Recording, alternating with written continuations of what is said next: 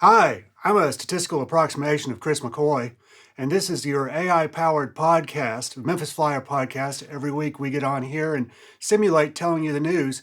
And today we've got the boss, Anna, is on the program, who I've been trying to get on the program for a while. But she was like going on vacation and keeping the place going. What? Anna, thank you so much for having me. Just thank you for paying me for one thing. Thank you for sticking around. Giving us these snazzy t-shirts. Yeah. Hey everyone, I'm Anna Travers. I am the robot in chief, I suppose. I'm the CEO of Contemporary Media. I edit Memphis Magazine, and I get to hang out with these cool people. Yes, and we just made a new AI policy because we had a big meeting about it. Yes. And we decided it's great, right? Yeah, we decided that we're just going to use it for all of our articles, most of our illustrations. No, that is not at all what we're doing. It's exactly the opposite of what we're doing. Exactly the opposite of what we're doing. So we realized in some conversations among the editorial team that we didn't have an actual policy. We had an understanding, I think, and we realized that it needed to probably be codified because this stuff is becoming a bigger and bigger part of our lives, the world. And frankly, I'm pretty attached to the humans I work with and to the human creativity that they possess. So we codified a darn policy and put it on paper and distributed it, and we can talk about some of the nitty-gritties. It was a really interesting meeting, I thought. Yeah, absolutely. Because one of the things that we talked about was that the things that AI is good at, especially this kind of AI is good at, is finding patterns in large amounts of data. So, and there's lots of uses for it in that way, but this generative AI that's based on large language models that people are pushing right now, like that is the opposite of what we do. It is very much the opposite of what we are here to do. I mean, this keeping a local media company alive in 2025 is no easy feat, but it is so worth it, and it wouldn't be worth it if we were just ceding our creativity to robots. Mm-hmm. So yeah, we had a big editorial staff meeting about this about a week and a half ago and talked about uses, ways that it might be helpful perhaps in some ways to our work, as you're talking about, Chris, with some of the AI tools' ability to analyze large data sets and pick out patterns. And I think that can be useful to reporters who are trying to digest large amounts of information very, very quickly. But we talked about how important it is to go after that kind of analysis and make sure that what the findings appear to be actually line up. And then when it comes to writing articles, man, that is, errors and all. And I'm an editor. I know I can recognize each one of our writers' work without a byline on a piece of paper, without a doubt. I mean, if you give me an article that you've written versus an article that Frank Murtaugh has written, I could pick them out of a lineup all day long. And that is part of the real beauty of what we do. Everybody has their own little individual foibles, and I love that. I think that is so just characteristic of the authenticity that we bring to this. But we were talking yesterday about the news that came out about a summer book roundup that was published by the Chicago Sun-Times, and it was syndicated. And out of the books on the list, only a minority were real. The others had just entirely been hallucinated by the AI chatbot that this reporter had been using, and just like made up titles by real authors, and nobody noticed until it was actually in print. In the Chicago Sun-Times, like a real newspaper. Yeah. I know. And I've written those like blurby kind of things before, and it seems like, it's work, but it's useful to people. And I mean, it seems like it's not really creative work, but it actually is It because actually yeah, is. It it's actually is. I mean, I think if you look at some of the flyer roundups, like the summer beer issue, I mean, some of the creativity that goes into those blurbs, like just describing a can of beer, those things are hilarious, and no large language model could possibly generate no, that. nobody is getting Abigail No. Maurici's beer reviews because she doesn't like beer. She doesn't, and she describes it in this wonderfully like absurdist way that I just don't think could be replicated. No, no, it can't. And you always recognize my articles by how many times I misspell people's names. So that's I will give you credit for this, Chris McCoy. You have gotten much better about that in the thank time you. that I have known you. I think that you check things more than you I, once did. I do. I go looking for the names, but I just thought of that because I did it again like the other day, a couple of weeks ago, and I didn't get in trouble for it, but because it didn't make it into print, unlike the Chicago Sun-Times summer book review. Yeah. But yeah, I'm Yeah. getting better, and we can get better, but I only rarely hallucinate. Yeah, I mean, well, and when you do hallucinate, you might be doing it on purpose. Yeah, so it's not, right. They're not. But anyways, thanks for being on the show. Yeah, of For one course. thing, I've Such a been trying pleasure. to get you on, for a while, but I'm glad that you're here because we actually got things looking pretty good. We got a new Yeah. light, so our skin tones are much better, and we've been trying to push into this space for a little while, trying to get into the podcast Yeah, we space. sure have. I mean, I feel like the flyer has been in the podcast and audio video formats, and we sort of dipped our toes into those waters at different times. But I've been so just excited to see the work that you've been leading for us in the last this year, Mm. getting more into this space and getting more folks on here. Some of the guests that you've had have been really pretty exciting. And it's always such a pleasure to see our own team members on here as well. Just everybody, this is also the benefit of having real life human beings Yeah. working on our team. If we were outsourcing all of this to the robots, I don't know that it would be so much worth listening Yeah. to a podcast. Robo Joe Rogan. Yeah. Oh boy. No, thank you. I always think, if you're not bothering to write it, then why should I bother to read it? Right. Right. And I see that all the time, and Yeah. that's why I don't. I mean, writing's hard work. It is. It is, but it's also extremely necessary, and I love the work that we do here because I love this city despite everything. Yeah, I think that those of us who do this kind of work have to do it out of a sense of love and devotion to Memphis and to the people of Memphis. I mean, otherwise, what would be the point? It's not always easy work, and I think that shows. Though I think that if we weren't real live humans doing it, what would be the point of our readers continuing to pick up the flyer each week? I think that our community sees that we are really in this alongside them, shoulder to shoulder, and I think that's really what differentiates our little team. I hope so because we live here. Yeah. Yeah. We all live We here, sure do. and we care about what happens to the city. And I'm especially proud of like this week's cover story in the flyer, Mhm. which is by Micheala Watts, the great Mac Watts, who used to work for us, and now she Yes. works for the Institute at U of M. What's the Institute's? The Institute for Public Service Reporting. Right. And they are doing really incredible journalism out of the university.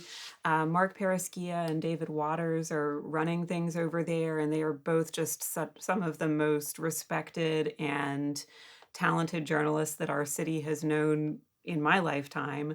Micheala is doing just incredible work for them, and several other writers are as well. And we have been lucky enough to forge a partnership with the Institute to bring some of their work to our audience. I mean, we have this print product that is distributed to boxes and newsstands all over town. We're in something like 350 plus locations. So we have the audience, we have the distribution, and they're doing incredible journalistic work.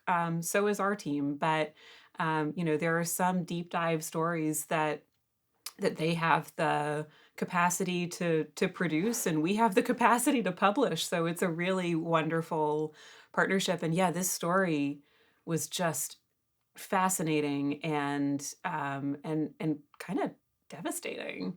Yeah, we've been reporting on police work in Hmm. Memphis Yeah. for a while. Well, Really, you've done some really excellent reporting on it. thank you.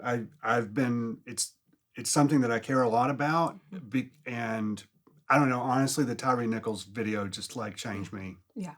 Yeah. I don't see how it couldn't change How it could, anyone. yeah. I But really don't. uh, but what Mac has written about this week is, well, on the one hand, it's kind of an analysis of data, Yeah, it is. really. And I don't know if they used AI. I'm going to assume not, but Yeah. but to talk about how well, okay. So police stops have been Hmm. a big part of the issues that we've seen with police work. I mean, the Tyree Nichols murder started with a pretextual stop, Right. and um, so what Mac has found is that especially black drivers Mhm. are disproportionately affected by this, and when they are, they get much worse uh, charges Right. than anybody than just the baseline drivers do. And honestly, I think a large part of it for me, like I think trying to put felony charges on Hmm. people is a way to suppress votes. That's my theory. Interesting. But there's a lot of other theories that involve racism too. So Well, and I think that all of those things are probably at play. I mean, I think that one thing that is so illuminating about this story and about the reporting that Mac has done is just how much broad um, discretion the police officers have in the initial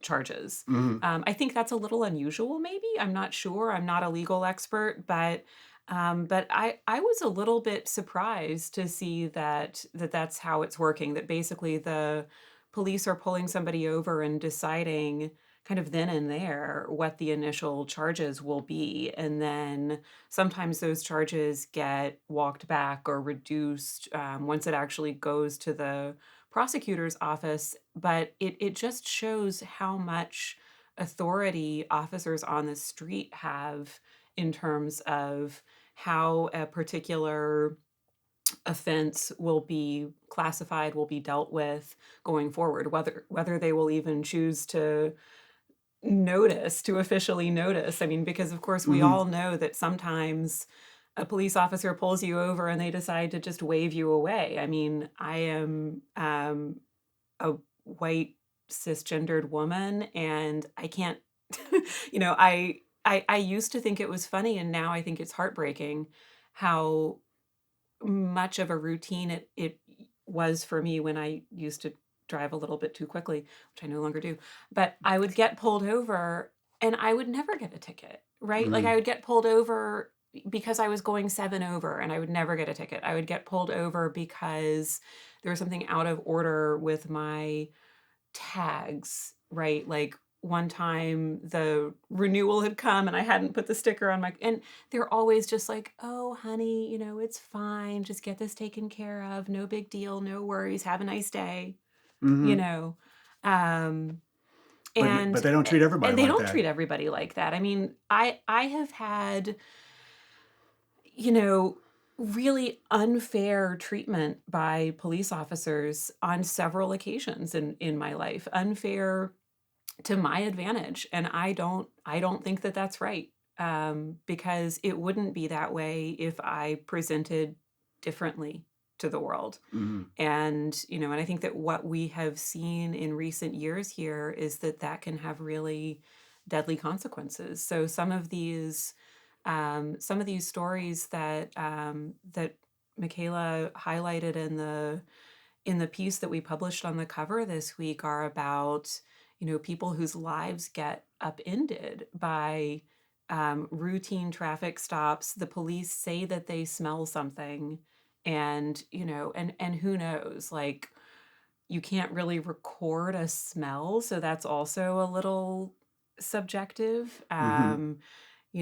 Often it sounds like in the story the police will say after the fact that they detected a smell, but there's no recording in the body cam footage of them saying, "Hey, I smell something. I need to look into this." They're saying that afterwards, after they've hauled somebody in, and so on and so forth, after they've searched them. So it's really troubling, again, just how subjective this stuff is. And again, that's something that happened in the Tyree Nichols case. Absolutely. In the trial, the recent trial, they brought up the fact that they had allegedly found some psilocybin debris from psilocybin mushrooms in the car, Right. and an ID that they didn't know where it came from. But they didn't say that to him. Right. They didn't say that, and the police chief herself got up in the aftermath of this and said there was no evidence that he had broken any laws whatsoever. Hmm. But Yeah. it came up in the Sure trial did. because they just found it. Well, and it's even things like in the cover story, they might say something like, "Oh, I saw green residue on the dashboard." It's like, maybe you needed to dust your car, right? Like, maybe there's just like gunk in your car. And they can say, like, "Oh, we think that's marijuana residue." It's all just so subjective. Hmm. Yeah. And that's dangerous. It's really, really dangerous. But I'm very glad that we have that partnership. I'm glad that we Yeah. can bring this kind of reporting to Memphis. Please pick up a physical copy because we love those physical copies, don't We we? sure do. We sure do. I mean, there's a reason that we're still in print. And, and people sometimes ask me, like, is there ever a future for the Memphis Flyer where it becomes digital only? And my answer continues to be that I think it's so important that we continue to have a free print product that is distributed all over town and that is available to anyone, regardless of access to high-speed internet, regardless of like having a smartphone, so that people from all walks of life can just have access to good, reliable news and information, and also the fun stuff too. I mean, we are Hmm. publishing pretty heavy reporting that is vital and necessary, but we can also, the Flyer has been known for years as a place where you go to find out what bands are playing this weekend. Hmm. And, and I think that there's a real tactile pleasure too, to just being able to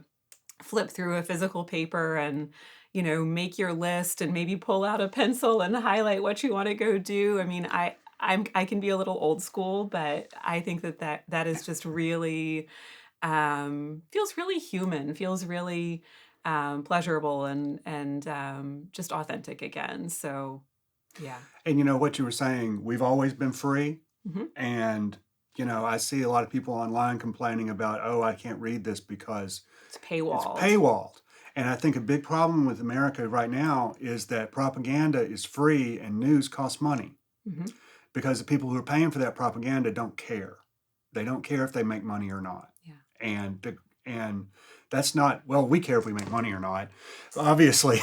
but part of our mission is to get news to people who can't Yeah. afford it otherwise. That's right. I mean, and we are advertising supported, so I will occasionally get feedback from readers who say things that amuse me, like, "This looks great, but I wish there were fewer ads in it." I'm like, "But that's why that's why it's free." So yeah. I mean, we're grateful to our advertisers. We because love our advertisers. Well, I mean, but we actually do, because we're helping them get their message out, and they're helping us get our messages and get our information out there. And most of our advertisers are also small local businesses. So it's just very natural. But yeah, we're very committed to keeping the flyer free, both in print and online. There are so many paywalls out there, and I understand, I really do, why. I don't begrudge anybody, Yeah, I mean, it's everybody's got to make a living, and the media business is not an easy one. So, plenty of outlets have come to that decision with, with good intentions and good reasons. But we just feel like in a city, particularly like Memphis, it's so important that there be free, accessible, widely available news and information, from the heavy to the light to the fun to the serious. And we're here for it. We've been here since 1989. I was born in 84, so I really functionally don't remember a time in Memphis without the flyer. It's been part of my whole life. And I've been reading the flyer since I was in middle school because I was a big nerd. And it just still is a thrill to get to work on it and get this stuff out to our readers every week. I got here in 1989, so the flyer started in February of 89. I got here in August of 89 to go to school. I went to Rhodes, and there was a flyer stand out in front of the Rat, which is the cafeteria at Rhodes. And your mom taught at Rhodes and taught me. Yes, she did. Taught me Shakespeare. Wonderful mom. I'm Blessed memory. I'm eternally grateful for that. But from the beginning, we picked up the flyer and at lunch every week when it came out, because we went through and we found stuff to do, and that was what we knew about Memphis. Yeah. That was because nobody, we were all in our studies and partying and playing music, doing our thing, and but that was our connection to the community. Yeah. And I didn't know that it had started the same year I got here. I just thought it had always been here. Yeah. Yeah. Well, and I love the story. I don't remember this, but I love the story about how it got just sort of introduced to Memphis overnight. I mean, some of the boxes on the streets were just sort of left there in this renegade fashion, like in the wee hours of the morning one day, and people woke up, and then all of a sudden there was an alt weekly. I mean, it's like, and it feels very flyer to just sort of deposit it, like ask for forgiveness. Yeah. Like, congrats, now you have an alt weekly. There's a box, chained to this utility pole, and we're going to hope for the best. It just feels very true to the spirit that I feel like we still bring to it, which is just this, like, come hell or high water, we are here. Well, it seems like a good stopping point. Anna, thank you so much for being on the show. Thank you so much, Chris. Pick up this week's Memphis Flyer. You can check it out online. And next week we'll have something a little less heavy for you. Yeah. Thank you so much for having me. We'll see you next week on Memphis Flyer Podcast.